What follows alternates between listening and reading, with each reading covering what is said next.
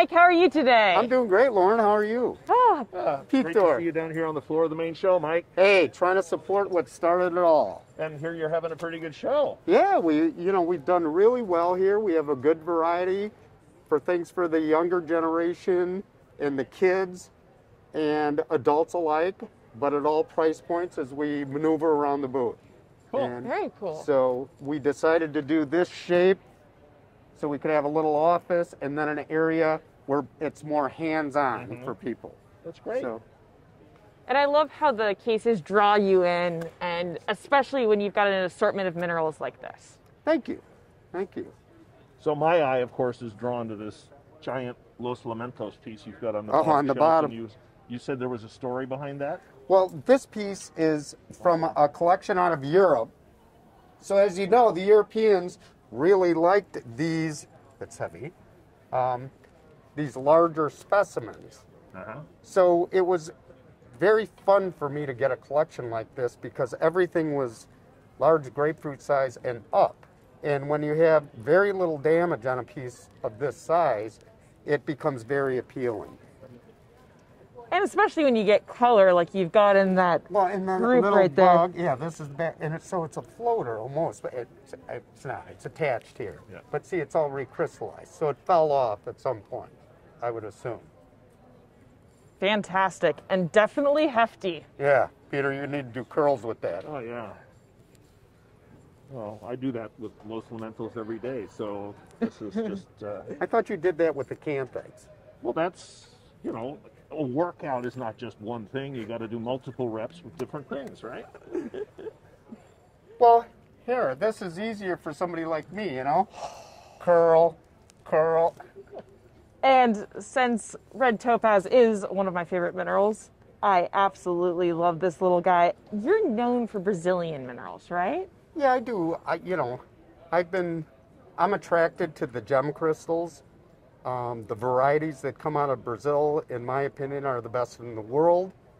You know, Afghanistan and Pakistan is a close second, but Brazil continues to produce, and, you know, it's enjoyable. This is an older piece, obviously. How but, can you not love that color? Yeah, it's a nice thing.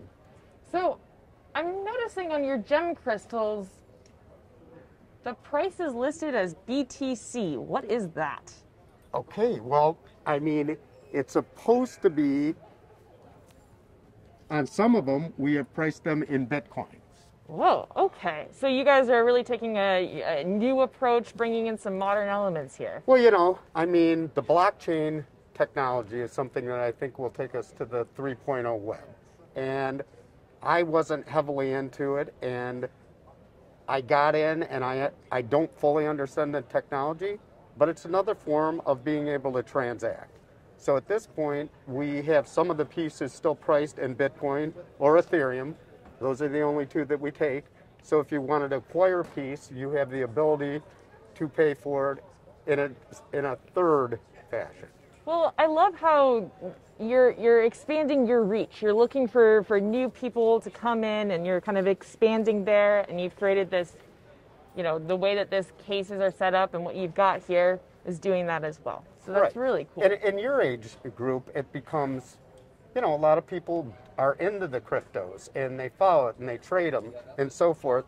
So we just figured it would be very simplistic, so we create a QR code where the transaction can happen immediately. They send me $50, I see that it goes through, and then they purchase the specimen. And so it gives ease of transaction, just like writing a check, almost easier. And when we invoice it, we invoice paid in Ethereum or Bitcoin. So crazy. I love that. And, you know, especially when you have it going along with specimens like this, and that is a wicked piece right there. The aqua in the back? Yeah. Well, this is a newer pocket, and I'll pull this one out. Most of them are doubly terminated, so they're floaters. But when this one's oriented, because this is doubly terminated, but we don't care so much, but when they're oriented like this, we're calling them the wedding cakes. Oh, yeah, seeing that internal structure in there. And a lot of these have water bubbles in them. Really? Yeah. hydros in aquamarine. Yeah, they're actually not common in any of these gem crystals, but in this particular find, we had several that had water bubbles. Ah. Well, there's a Mexican classic that I see right there on the shelf, that big strawberry quartz from Urique. I love the chatoyance in these in the light. Oh, yeah.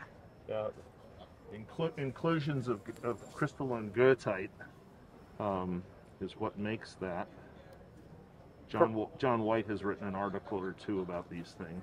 Right, and a lot of people, when they initially came out, said it was hematite, and you know there was or they said it was lepidocrosite or something. Right, like that. right. And but now it's definitive. Yep. One's in very good shape. The faces have been polished because a lot of them have kind of rough faces, but that's a Which very you can see large- down here. Right. And actually, if you look down the C-axis through the point, you may actually be able to see the fact that these have a hexagonal star arrangement. Exactly.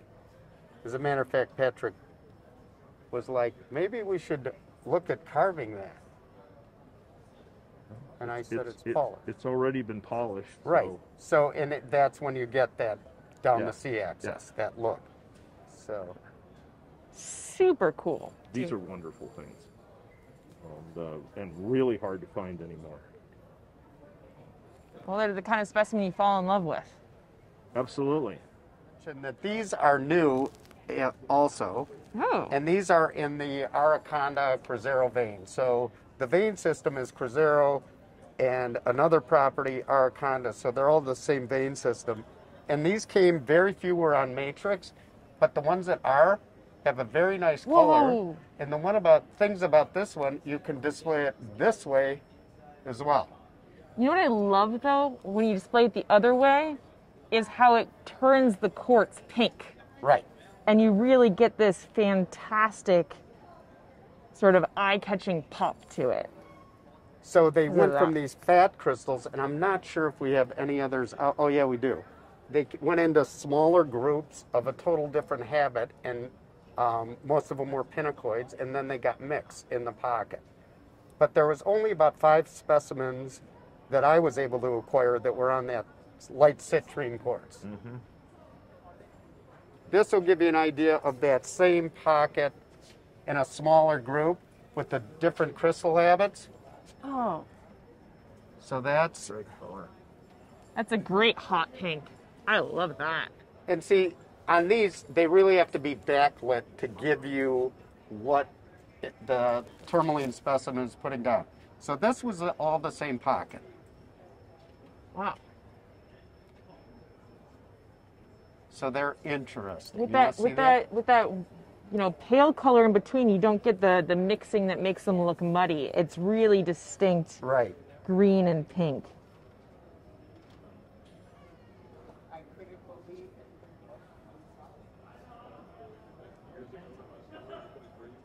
Brian's father, Ed, Wayne Thompson, and James Horner did the last dig at the San Francisco mine.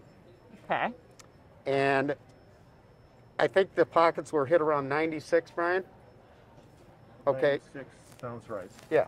So at that time, Wayne Thompson would pick it up, break it, says, I hate this stuff. Anyhow, to make a very long story short, I traded, and your father was fine with it, and James Horner wanted the 2 or 3 pieces, a silver specimen for all the flats found in that find. And I brought in a couple of flats to let people know, here's a small piece, but this is the type of material that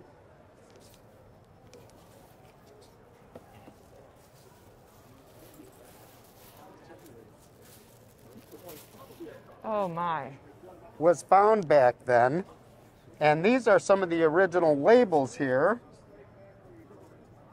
with the group that had it and the price that they estimated at that point. So it's really nice to have this stuff and bring it back to the market when it's been off market for so long, especially when they have the nice mimetites. They hit this was the The barrel. barite. With Yeah. birds, yeah. So this is just kind of a mix. And these were all prices, and they were pricing them all up. And then when that transpired, and back then they were expensive. You know, they have $750 on this one. You know, for at that time period, that was expensive. And they were very exciting to me. So I did a transaction where I took a lot and it sold most of them, and then we ran across these in one of our storage units. I knew I had other flats, and we have them, we have a couple of flats in varied sizes. So I wanted to show that, and having the old labels from that era, you know, these are more on the miniature side. Ooh. I love these things. So do I. And they're fragile, but not if you handle them properly. You know? I think Wayne had the problem of maybe grabbing them too. But they're all cute little things. Handling gem crystals. Right. You don't have to worry. But I like the varieties of succession of pockets. And Brian, you might know, I know that you were there when? In the early 90s? Early 90s. So early 90s and collected here. And of course, when he left, they found stuff. The way it goes. You know, you'll have that. But anyhow, so I just wanted to show you bringing back, you know, these old classics like the Illinois fluorites and whatnot. And now they've become available to a changed market who didn't have the opportunity to buy these. Yeah. At that time. Like your dad was possibly one of the finest collectors that ever lived, and he didn't care about anything except for the rocks. It was like, I'm out, you know. It's like, you guys take care of pricing and all that stuff. He was happy to be able to make the discovery, and that's what I will always remember, was the fact that that was what excited him the most. Making the discovery and finding these great specimens that are now in all of our collections or inventories.